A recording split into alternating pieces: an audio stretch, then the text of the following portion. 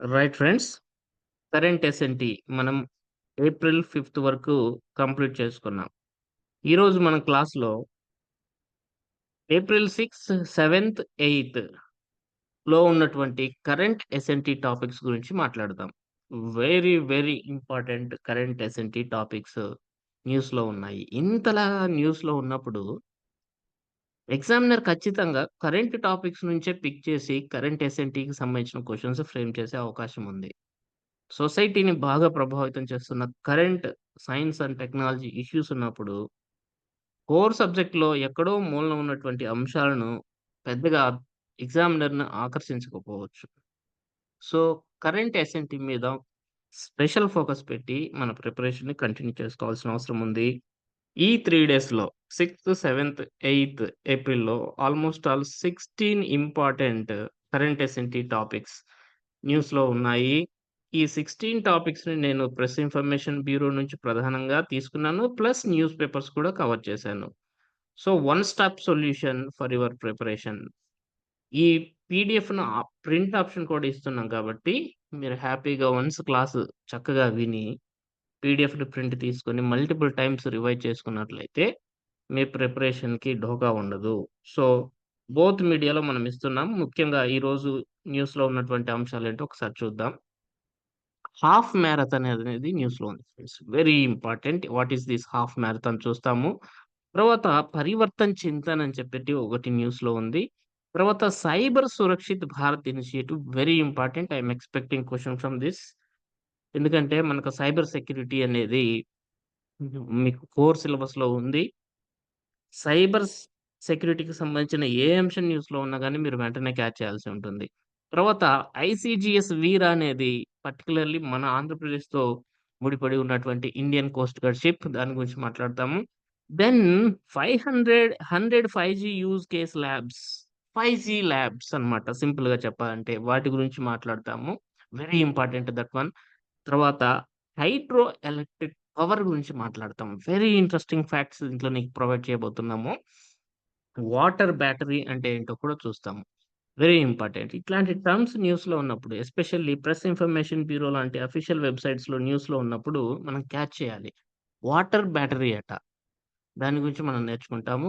మీకు సింపుల్‌గా ఈ పంప్డ్ స్టోరేజ్ ప్రాజెక్ట్స్‌కి సంబంధించినటువంటి ఇన్ఫర్మేషన్‌ని మీకొక మ్యాప్ రూపంలో కూడా ఈరోజు నేను ఎక్స్‌ప్లెయిన్ చేయబోతున్నాను. అసలు పంప్డ్ స్టోరేజ్ ప్రాజెక్ట్స్ అంటే ఏంటో చెప్పబోతున్నాం. Then very, very important of the day growth in Indian renewable energy capacity అనేది న్యూస్‌లో ఉంది.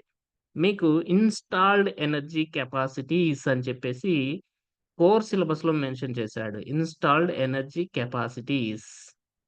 దానికి సంబంధించినటువంటి మొత్తం అంశాలు ఈరోజు మనం చూడబోతున్నాము. Very, very important. You can expect one question from this area. Very important friends. ఈ ఒక్క ఆ టాపిక్‌ని మీరు చదివినట్లయితే వన్ క్వెషన్ ఖచ్చితంగా వస్తుంది. క్లియర్‌గా ఇన్‌స్టాల్డ్ ఎనర్జీ కెపాసిటీస్ మెన్షన్ చేయబడ్డాయి కాబట్టి, మీరు జాగ్రత్తగా నేర్చుకోవాల్సి ఉంటుంది. ఈ పర్టిక్యులర్ టాపిక్‌ని. దెన్ ఓజోన్ అనేది జూపిటర్స్ యొక్క ఒక ఉపగ్రహం దట్ ఈస్ కాలిస్టో మీద కనుక్కోవడం జరిగింది. ఎవరు కనుక్కున్నారు ఏంటి చూస్తాం. Then world's most powerful laser ఒకదాన్ని కనుక్కున్నారు. ఎక్కడ కనుక్కున్నారు ఏంటి చూస్తాం. దెన్ జ్యూస్ జాకింగ్ స్కామ్ అనేది ఒకటి న్యూస్‌లో ఉంది. ఏంటి? జ్యూస్ జాకింగ్ స్కామ్ అదేంటో చూస్తాం. Voice engine I am expecting question from this one.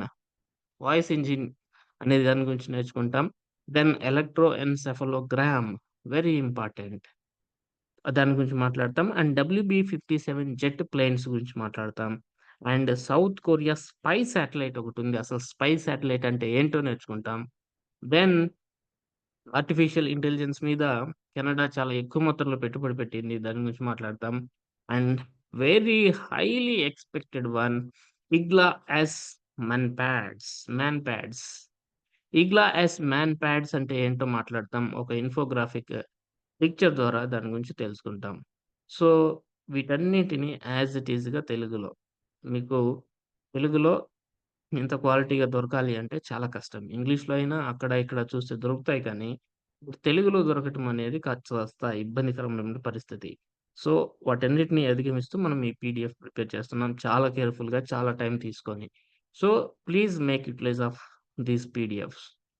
ఇంకా అదర్స్ మీద మీరు ఆధారపడాల్సిన అవసరమే లేకుండా ఈ పీడిఎఫ్‌ను రూపొందించి ఇస్తున్నాము అనే అంశాన్ని మీరు గుర్తుపెట్టుకోవాలి. చాలా ఇంపార్టెంట్. ఒక్కొక్క టాపిక్ గురించి మనం నేర్చుకుందాం ఫ్రెండ్స్ ఇప్పుడు. ఒక్కొక్క టాపిక్. చాలా జాగ్రత్తగా వినాలి. ఈ పర్టిక్యులర్ పీడిఎఫ్ నుంచి మీకు ఒక క్వెషన్ వచ్చేదానికి అవకాశం ఎక్కువగా ఉంది. ఫస్ట్ హాఫ్ మ్యారథాన్ అంటే ఏంటో చూద్దాం. ఇండియన్ నేవీ, ఇండియన్ నేవీ ఉంది కదా! ఈ ఇండియన్ నేవీ 6థ్ అక్టోబర్ 2024న న్యూఢిల్లీలో ఒక హాఫ్ మ్యారథాన్‌ని నిర్వహించింది. హాఫ్ మ్యారథాన్ అంటే 21.1 కిలోమీటర్. ఎందుకు ఇలా హాఫ్ మ్యారథాన్స్ నిర్వహిస్తుంది నేవీ అంటే, లాస్ట్ టైమ్ ఇది మనం విశాఖపట్నంలో కూడా చూసాం. ఇలాంటి మ్యారథాన్‌ని. ఇప్పుడు ఎక్కడ నిర్వహించబోతున్నారు హాఫ్ మ్యారథాన్? న్యూఢిల్లీలో. నేవీ యొక్క సంబంధాలని పౌర సమాజంతో బలపరుచుకోవడం కోసం ఇలాంటి హాఫ్ మ్యారథాన్‌ని నిర్వహిస్తుంది ఇండియన్ నేవీ. హాఫ్ మ్యారథాన్ అనగానే ఇండియన్ నేవీ గుర్తు రావాలి. మన దేశం యొక్క సముద్ర భద్రత అండ్ మన దేశం యొక్క సముద్ర ప్రయోజనాలను పరిరక్షించడంలో నావికా దళం యొక్క పాత్ర చాలా కీలకమైనది. దీనికి సంబంధించి పౌరుల్లో అవగాహన పెంచడం కోసం ఈ హాఫ్ మ్యారథాన్‌ని every year Indian Navy conduct చేస్తుంది. న్యూఢిల్లీలో నిర్వహించారు హాఫ్ మ్యారథాన్ నేవీ వాళ్ళు అని గుర్తుపెట్టుకోండి. ఇక పరివర్తన్ చింతన్ అనేది ఒక న్యూస్‌లో ఉంది. సింపుల్‌గా చెప్పాలి అంటే it's a try services conference. త్రివిధ దళాల యొక్క కాన్ఫరెన్స్. పరివర్తన్ చింతన్ అనేది. ఇది 8 ఏప్రిల్ 2024న న్యూ ఢిల్లీలో జరిగింది. Very important fact. ఇప్పుడు మనకు ఆర్మ్డ్ ఫోర్సెస్ ఉన్నాయి. Indian navy, army, air force. ఈ సాయుధ బలగాల మధ్య పార్ట్నర్‌షిప్‌ని అండ్ ఇంటిగ్రేషన్‌ని వాటిలో అవి పరస్పరం సహకరించుకునే విధంగా ఒక ఉమ్మడిగా ఒక కార్యాచరణతోటి అవసరమైన సమయాల్లో ముందుకెళ్ళేలాగున పరివర్తన్ చింతన్ పేరుతోటి ఒక మేధోమథన చర్చా కార్యక్రమాన్ని న్యూఢిల్లీలో నిర్వహించడం జరిగింది. Very important friends. ఓకేనా? త్రివిధ దళాల అధికారులు ఎస్పెషల్లీ సీడీఎస్ ఉన్నారు మనకు. ఈ సీడీఎస్ ఆధ్వర్యంలో ఈ త్రివిధ దళాలకు సంబంధించినటువంటి కాన్ఫరెన్స్‌ని పరివర్తన్ చింతన్ పేరుతో న్యూఢిల్లీలో నిర్వహించడం జరిగింది. త్రివిధ దళాల మధ్య ఏకీకరణ, ఇంటిగ్రేషన్‌ను సాధించటము, దానికి అవసరమైనటువంటి కొత్త కొత్త ఆలోచనలు, సంస్కరణలను రూపొందించడానికి చింతన్, పరివర్తన్ చింతన్ పేరుతో ఒక మేధోమథన చర్చా కార్యక్రమాన్ని న్యూఢిల్లీలో నిర్వహించడం జరిగిందనేది గుర్తుపెట్టుకోవాలి. ఇక cyber Surakshit initiative very, very important. 2 star marks. ఒకసారి చూడండి ఫ్రెండ్స్. సైబర్ క్రైమ్‌ల గురించి అవగాహన కల్పించడం కోసం. ప్లస్ అన్ని ప్రభుత్వ విభాగాల్లో ఆల్ గవర్నమెంట్ డిపార్ట్‌మెంట్స్‌లో చీఫ్ ఇన్ఫర్మేషన్ సెక్యూరిటీ ఆఫీసర్స్ అని ఉంటారు. వాళ్ళకి ప్లస్ ఫ్రంట్ లైన్ ఐటీ అధికారుల యొక్క సామర్థ్యాలను పెంపొందించడం అనే లక్ష్యంతో మొత్తం మీద ఈ సైబర్ క్రైమ్స్‌ను మనం ఎదుర్కోవటానికి రాబోయే రోజుల్లో ఈ సైబర్ క్రైమ్సే పెద్ద తలనొప్పిగా తయారవుతాయి ముందు ముందు రోజుల్లో.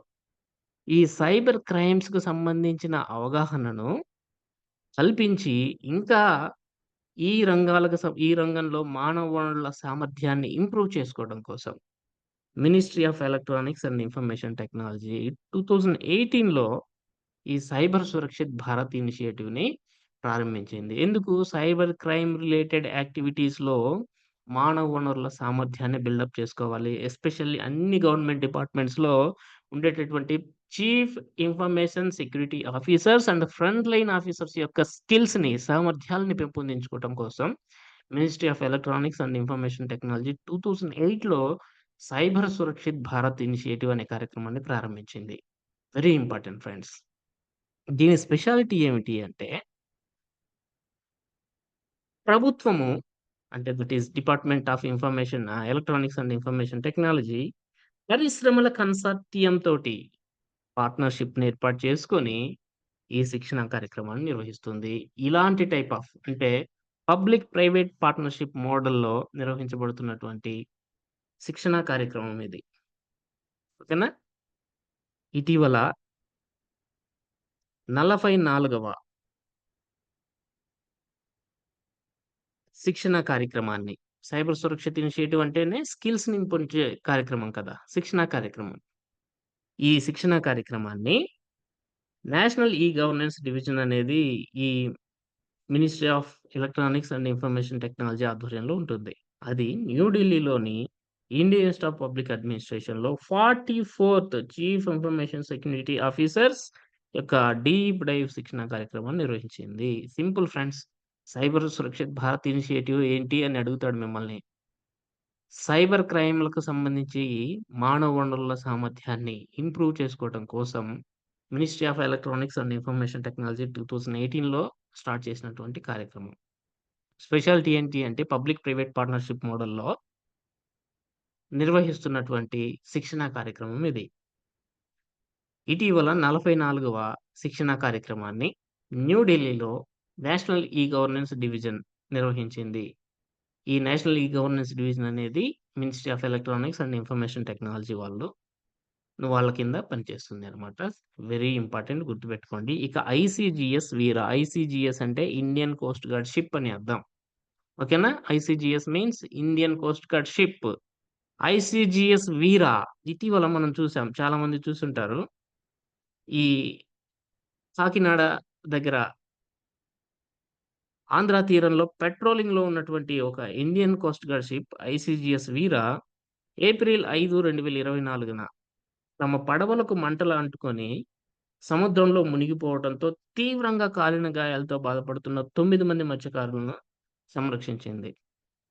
బోట్‌లో వెళ్తుంటే కొంతమంది మత్స్యకారులు అక్కడ సిలిండర్స్ ఉన్నాయి. అవి బ్లాస్ట్ అయ్యాయి. సో దట్ వాళ్ళకి అగ్ని ప్రమాదం జరిగింది.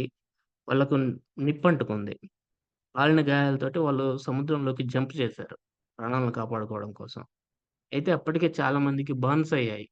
తీవ్రంగా కాలిన గాయాలతో వాళ్ళు సముద్రంలోకి దూకినప్పుడు పక్కనే ఉన్నటువంటి ఇంకో షిప్ వాళ్ళు ఇచ్చినటువంటి ఇన్ఫర్మేషన్ బేస్ చేసుకొని ఇండియన్ కోస్ట్ గార్డ్ షిప్ వాళ్ళు వెంటనే ఇమ్మీడియేట్‌గా దట్ ఈస్ ఐసీజీఎస్ వీరాలో ఉన్నటువంటి సిబ్బంది వీళ్ళని రెస్క్యూ చేయడం జరిగింది. వెరీ ఇంపార్టెంట్ ఫ్రెండ్స్ గుర్తుపెట్టుకోండి ఐసీజీఎస్ వీరా.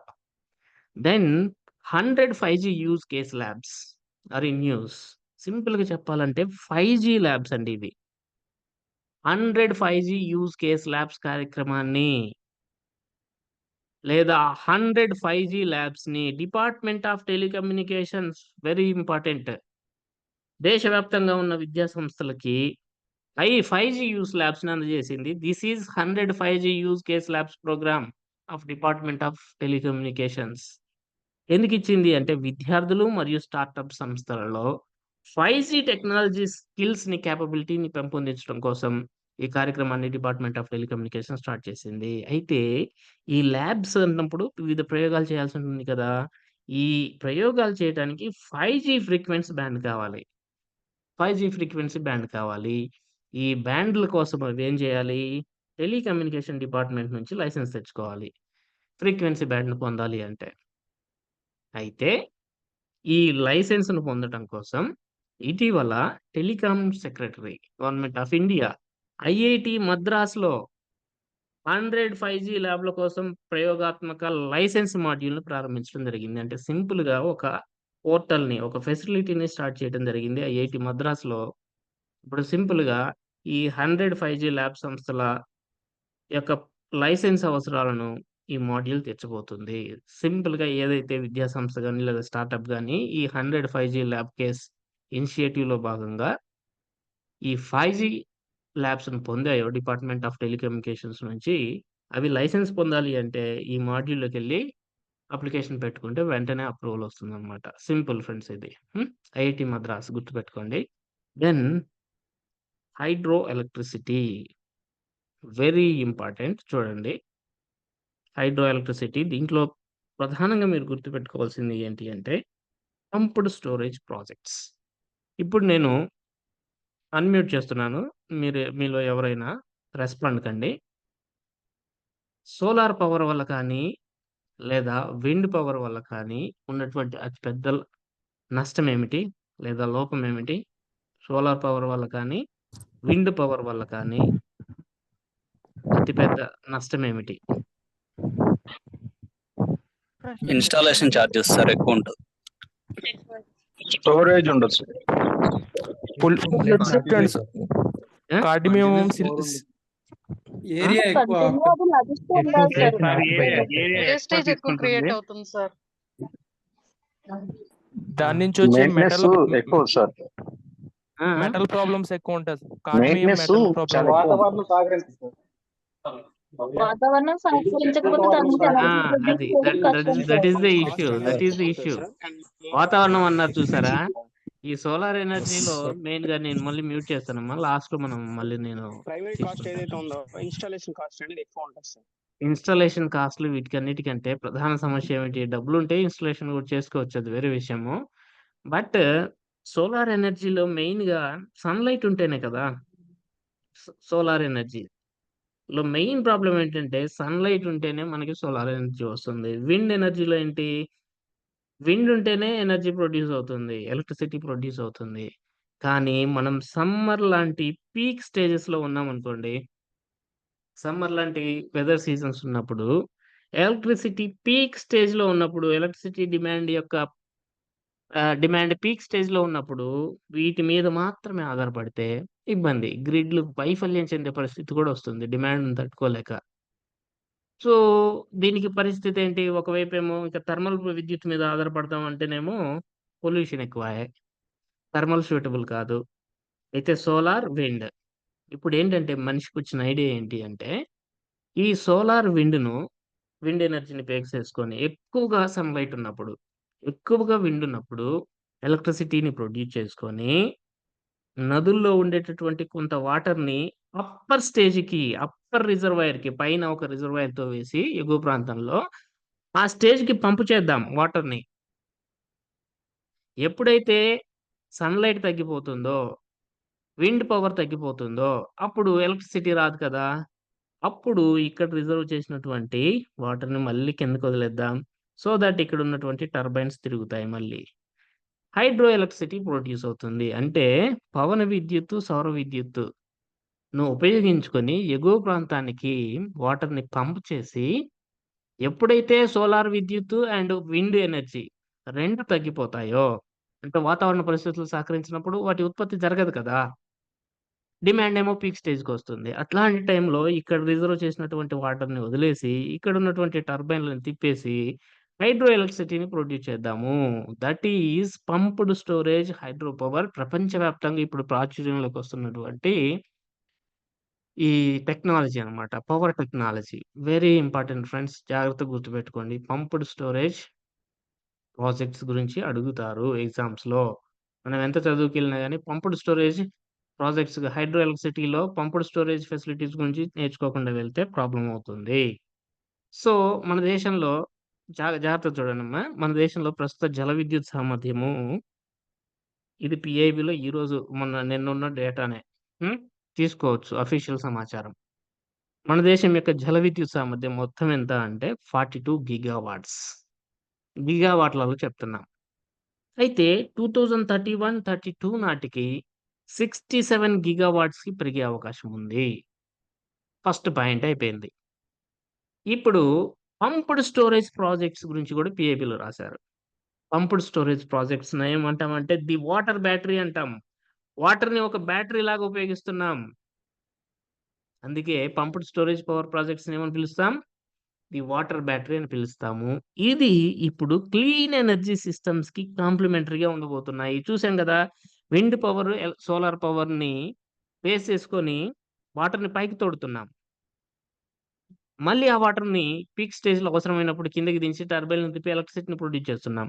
అంటే క్లీన్ ఎనర్జీ ద్వారా ఈ విద్యుత్ అనేది ఉత్పత్తి అవుతుంది. సో క్లీన్ ఎనర్జీ సిస్టమ్స్ కి కాంప్లిమెంటరీగా పనిచేస్తాయి ఇవి పంప్డ్ స్టోరేజ్ ఫెసిలిటీస్ అనేవి. మన దేశంలో పిఎస్పి సామర్థ్యం ఎంత? ప్రస్తుతం ఎంత అంటే just 4.7 gigawatts. Yes, we have pumped storage power capacity. అయితే 2031-32 నాటికి దీన్ని 55 గిగావాట్ కి పెంచబోతున్నారు. మొత్తం హైడ్రో ఎలక్ట్రిసిటీ పవర్ 67 అయితే 55 దీన్నే పెంచుతారట. ఇది సెపరేట్ గా చెప్తున్నారు, వెరీ ఇంపార్టెంట్. అయితే హైడ్రో ఎనర్జీ లేదా హైడ్రో ఎలక్ట్రిసిటీలో దక్షిణ భారతదేశంలో ఎక్కువ ప్రొడ్యూస్ అవుతుందా, ఉత్తర భారతదేశంలో ఎక్కువ ప్రొడ్యూస్ అవుతుందా అంటే దక్షిణ భారతదేశ ప్రాంతం జస్ట్ 22% మాత్రమే హైడ్రో ఎలక్ట్రిసిటీని ఉత్పత్తి చేస్తుంది.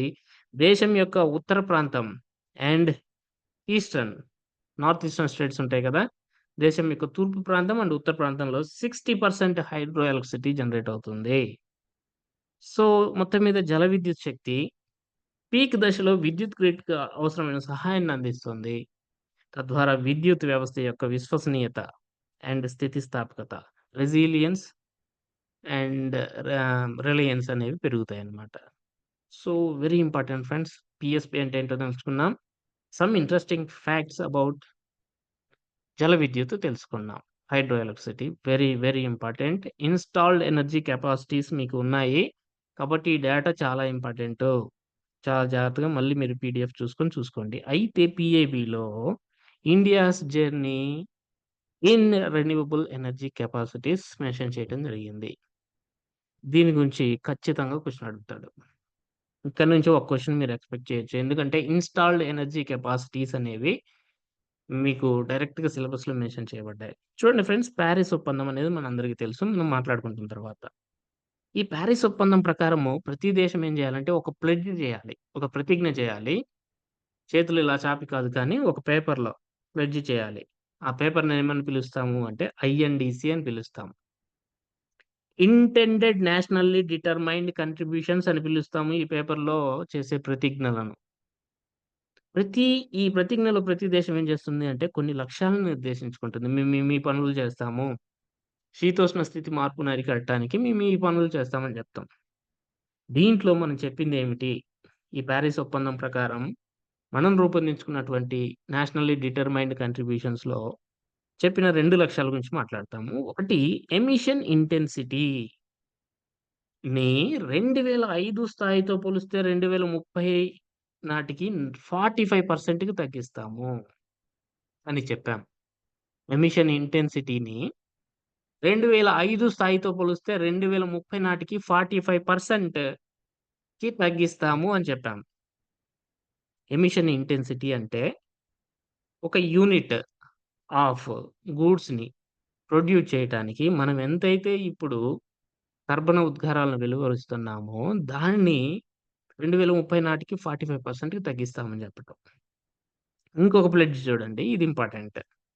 ఇప్పుడు మన దీనికి 2030 నాటికి 40% 50 అని పడింది ఇక్కడ. ఇది రివైజ్డ్ అది. 40% వ్యవస్థాపిత విద్యుత్ శక్తిని శిలాజేతర ఇంధన వనరుల నుంచి తెస్తాము అని చెప్పాము. ఈ 2015 పారిస్ ఒప్పందంలో భాగంగా. నేను 2015, 16 నాటి సంఘటన చెప్తున్నాము. ఎమిషన్ ఇంటెన్సిటీని 45%కి తగ్గించుకుంటాము 2030 నాటికి. 2030 నాటికే మా మొత్తం ఇన్‌స్టాల్డ్ ఎనర్జీ కెపాసిటీలో శిలాజేతర ఇంధన వనరుల నుంచి అంటే నాన్ ఫాసిల్ ఫ్యూయల్స్ నుంచి 40% ఎలక్ట్రిసిటీని సాధిస్తాము అని చెప్పాం మనం 2015, 16లో. ఈ లక్ష్యాలకు అనుగుణంగా మన దేశము పునరుత్పాదక ఇంధన వనరుల సామర్థ్యాన్ని పెంపొందించుకోవటానికి అనేక చర్యలు తీసుకుంది. దాంట్లో భాగంగా ఇది historical day friends. Very historical day. 30 November 2021 వచ్చేసరికి మనం 2015, 16లో ఇట్లా చెప్పాం కదా! పారిస్ ఒప్పందంలో భాగంగా ఇంటెండెడ్ నేషనల్లీ డిటర్మైన్డ్ కంట్రిబ్యూషన్స్ పేరుతో ఒక ప్రతిజ్ఞ చేశాం. మేము ఇలా చేస్తామని. 40% వ్యవస్థాపిత విద్యుత్ శక్తి సామర్థ్యాన్ని ఎక్కడి నుంచి సాధిస్తామని చెప్పాము? శిలాజేతర ఇంధన వనరుల నుంచి తెస్తాము అని చెప్పాము. ఇప్పుడు 2021 వచ్చింది. నవంబర్ 30 వచ్చేసరికి దేశంలో ఇన్‌స్టాల్డ్ రెన్యూవబుల్ ఎనర్జీ కెపాసిటీ ఎంత అయింది అంటే 150.54 గిగావాట్స్ అయింది. Very, very important this historical day and this figure 150.54 gigawatts. దీంట్లో సౌర విద్యుత్ ఎంత? 48.55 గిగావాట్స్. ఫస్ట్ ప్లేస్ సౌర విద్యుత్. సెకండ్ ప్లేస్ పవన విద్యుత్ 40.03 gigawatts. Small hydro 4.83 gigawatt. Bio power 10.62 gigawatt. Large hydro 46.5 gigawatt. ఓకేనా? సో, ఇవి కాకుండా అణుశక్తి కూడా నాన్ ఫాసిల్ ఫ్యూయల్ బేస్డ్ ఎనర్జీనే. సో, అణుశక్తి ఆధారిత విద్యుత్ స్థాపిత శక్తి సామర్థ్యం ఎంత అంటే 6.78 గిగావాట్స్. సో, మొత్తంగా మనము 150.54 గిగావాట్‌ని సాధించేసాము. ఎంత? పునరుత్పాదక శక్తి వనరుల సామర్థ్యం ఇదంతా. పునరుత్పాదక శక్తి వనరుల నుంచి. అది ప్లస్ అణుశక్తి ద్వారా 6.78. మొత్తంగా 30/11/2021 నాటికి మనం ఏం చేసాము, నాన్ ఫాసిల్ ఫ్యూయల్ బేస్డ్ అంటే ఇవన్నీ సౌర విద్యుత్, పవన విద్యుత్, small hydro, bio power, large hydro and atomic energy ఇవన్నీ కలిపితే నాన్ ఫాసిల్ ఫ్యూయల్ బేస్డ్ వ్యవస్థాపిత శక్తి సామర్థ్యం ఏమైంది అంటే 157.32 గిగావాట్ అయింది. ఇది కూడా ఇంపార్టెంట్. అణుశక్తిని కలిపాను ఇక్కడ. అప్పటికి మన దేశంలో మొత్తం వ్యవస్థాపిత విద్యుత్ సామర్థ్యం ఎంత? ఇవేమో ఓన్లీ రెన్యూవబుల్ ఎనర్జీ కెపాసిటీ. ఇదేమో non fossil fuel based capacity. 150, 157 total 392. 392.01 gigawatts ఆ తేదీ నాటికి ఈ 30/11/2021 నాటికి మన దేశంలో. అంటే 392.01లో 157.32 అనేది ఎంత అంటే 40.1%. మనం ఏం చెప్పాము ఇక్కడ ప్లెడ్జ్ ఏం చేసాము, ఐఎన్‌డిసి ప్లెడ్జ్ ఏమని చేసాము, 40% మేము 2030 నాటికి శిలాజేతర ఇంధన వనరుల నుండి వ్యవస్థాపిత శక్తి సామర్థ్యాన్ని సాధించుకుంటాము అని చెప్పాము. కానీ మనం ఏం చేసాము 9 సంవత్సరాల ముందుగానే శిలాజేతర ఇంధన వనరుల నుంచి వ్యవస్థాపిత శక్తి సామర్థ్యంలో 40% సాధించడం అనే లక్ష్యాన్ని 9 ఏళ్ల ముందుగా అధిగమించాం. 2030 నాటికి సాధించాల్సింది మనం ఏం చేసాము 2021లోనే సాధించేసాము. ఫ్రెండ్స్, ఈ లింక్ మీకు కట్ అవుతుంది. మళ్ళీ ఇమ్మీడియేట్‌గా మీకు లింక్ షేర్ చేస్తాను. కొత్త లింక్ షేర్ చేస్తాను. మీకు కాస్త లెంతీగా ఉంటది. 16 అంశాలు ఉన్నాయి కదా! కాబట్టి ఈ లింక్ కట్ కాగానే మీరు మళ్ళీ జాయిన్ కావాల్సి ఉంటుంది. ఎవరైనా ఈ పర్టిక్యులర్ ఫ్యాక్ట్స్ గురించి ఎవరైనా కొంచెం క్లారిటీ వచ్చింది, అర్థమైందన్న వాళ్ళు చెప్పొచ్చు. ఒక్కళ్ళు మాట్లాడండి, అందరూ వద్దు. ఒకళ్ళు మాట్లాడేటప్పుడు ఇంకొకళ్ళు మ్యూట్ చేసుకోండి. చెప్పండి.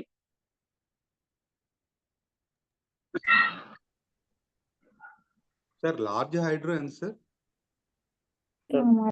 కాదు, అర్థమైన వాళ్ళు చెప్పండి ఫస్ట్, తర్వాత నేను ఎక్స్‌ప్లెయిన్ చేస్తాను. ఈ డేటాకి సంబంధించి మాత్రమే చెప్పండి చాలు.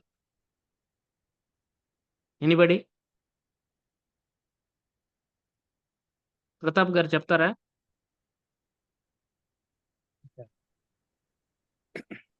ప్యారిస్ ఒప్పందంలో భాగంగా 2030కి టోటల్ దీనిలో కంటే 40% టోటల్ కెపాసిటీలో 40% రెన్యూబుల్ ఎనర్జీ నుంచి తీసుకుంటామని ఇండియా ప్రామిస్ చేసింది. కానీ 2021 నాటికే రెన్యూబుల్ ఎనర్జీ 150.54 గిగావాట్స్. ఆ టోటల్ ఆ శిలాజేతర ఇంధనాలు కూడా కలిపి 157.32 గిగావాట్స్. ఆ టోటల్ ఈ మొత్తం 2021కే సాధించింది ఈ టోటల్ గా 392. ఆ 2021 నాటికి ఈ 392లో 157.32 అనేది 40%. అంటే 2030కి సాధించాల్సింది ఆల్రెడీ 2021కే 40% అచీవ్ చేసింది. ఎక్సలెంట్. ఈ డేటాను బాగా గుర్తుపెట్టుకోండి. యాజ్ ఇట్ ఈస్‌గా అందరూ దయచేసి ఈ డేటాను పర్టిక్యులర్‌గా గుర్తుపెట్టుకోండి. మీకు ఖచ్చితంగా అడుగుతాడు. ఇన్‌స్టాల్డ్ ఎనర్జీ కెపాసిటీస్‌లో మన ఇండియాస్ జర్నీ టువర్డ్స్ రెన్యూవబుల్ ఎనర్జీకి this is the best example. మొత్తం ఈ historical day that is 30 November 2021 నాటికి టోటల్ ఇన్‌స్టాల్డ్ ఎనర్జీ కెపాసిటీ అంటే కోల్ ద్వారా గానీ, ఇక్కడ మనం చెప్పుకున్నటువంటి ఈ రెన్యూవబుల్ ఎనర్జీ కెపాసిటీస్ ద్వారా కానీ, అంటే థర్మల్ విద్యుత్తే మెయిన్. ఆ థర్మల్ విద్యుత్తులు కలిపి ప్లస్ ఇవన్నీ కలిపితే మన దగ్గర ఉన్నటువంటి ఇన్‌స్టాల్డ్ ఎనర్జీ కెపాసిటీ ఎంత అంటే 392.01 గిగావాట్ టోటల్ అది. ఇది. ఈ టోటల్ అంటే ఇది కదా! ఈ టోటల్. దీంట్లో ఈ 30/11/2021 నాటికి నాన్ ఫాసిల్ ఫ్యూయల్ బేస్డ్ అంటే ఇవన్నీ solar, wind, small hydro, large hydro and atomic energy. ఇవన్నీ కలిపితే non fossil based energy capacity అవుతుంది.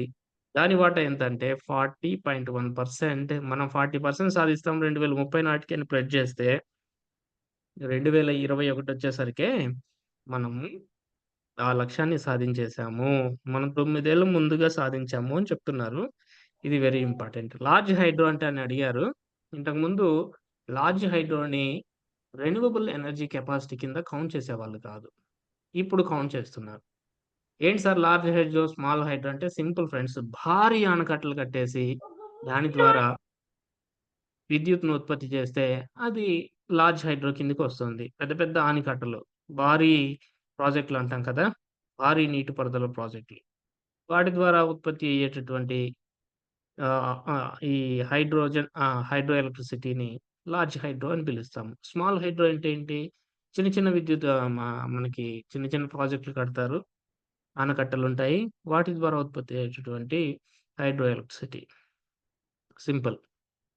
ఇక మళ్ళీ ఇట్లా మనం 9 సంవత్సరాల ముందుగానే సాధించేసాం కాబట్టి, ఏం చేశారంటే, మనం ఇచ్చినటువంటి ప్రతిజ్ఞను మళ్ళీ రివైజ్ చేసుకున్నాం. దానికంటే ముందు ఒక ఫ్యాక్ట్ పీఐబీలో ఉంది. ఇది వెరీ ఇంపార్టెంట్ ఫ్రెండ్స్. శీతోష్ణ స్థితి మార్పుపై పారిస్ ఒప్పందంలో భాగంగా చేసిన అన్ని హామీలను నెరవేర్చిన ఏకైక G20 దేశం భారతదేశము. ఫ్యాక్ట్ రూపంలో మీకు అడుగుతారు. సో, ఇట్లాంటి ఎక్సలెన్స్‌ని సాధించాం కాబట్టి, మనం గ్లాస్గో COP26 సమావేశంలో అవర్ ప్లెడ్జ్‌ని మళ్ళీ అప్‌గ్రేడ్ చేశాము. మార్చుకున్నాం. ఆల్రెడీ మనం వి హావ్ అచీవ్డ్ కదా! దట్ టూ G20 కంట్రీస్‌లో మన కంట్రీ మాత్రమే పారిస్ ఒప్పందంలోని లక్ష్యాలను లేదా హామీలను ఖచ్చితంగా అమలు చేసినటువంటి దేశం. సో, గ్లాస్గో COP26 సమావేశంలో ఈ ఇంటెండెడ్ నేషనల్లీ డిటర్మైన్డ్ కంట్రిబ్యూషన్స్ ప్లెడ్జ్‌ని మనం అప్‌గ్రేడ్ చేసుకొని ఆగస్టు 2022లో ఈ నవీకరించబడిన ఎన్‌డీసీలని UNFCCCకి తెలియజేశాం. ఏమని చెప్పాము? మిషన్ లైఫ్ అనే దాన్ని ప్రారంభిస్తున్నాము. వరల్డ్ వైడ్ మూవ్‌మెంట్‌గా జీవన శైలి ద్వారా వాతావరణ మార్పులను తట్టుకోవటం. దీని గురించి క్వెషన్ అడుగుతారు. మనం డీటెయిల్‌గా చెప్పుకున్నాం. ఇంకా ఏం చెప్తున్నాము? 2005 స్థాయితో పోలిస్తే 2030 నాటికి జీడీపీలో ఉద్గారాల తీవ్రతను 45% తగ్గిస్తాము. మనం ముందు చెప్పిందే ఇది కూడా. ఇది. అయితే చూడండి 40% అచీవ్ చేశాం కాబట్టి ఇప్పుడు 50% ప్లెడ్జ్ చేస్తున్నాం.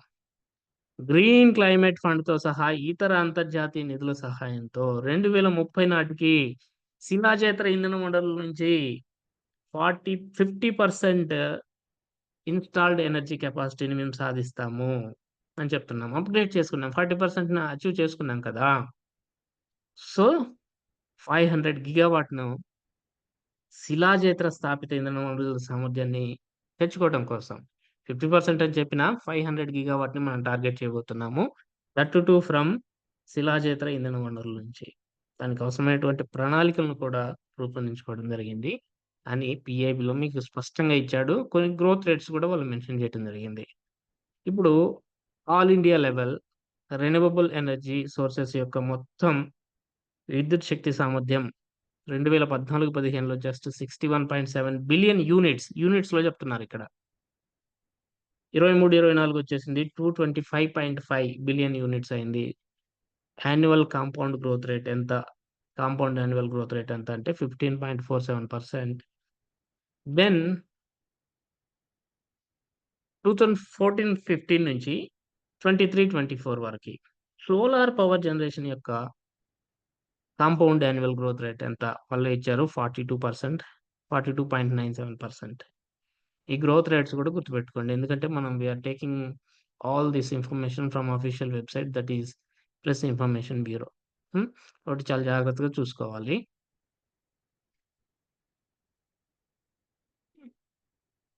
ఇప్పుడు ఇంతవరకు చెప్పిన దాంట్లో డౌట్స్ ఏమైనా ఉంటే అడగండమ్మా.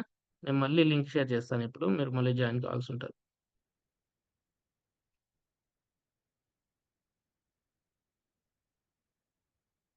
మాట్లాడతారా?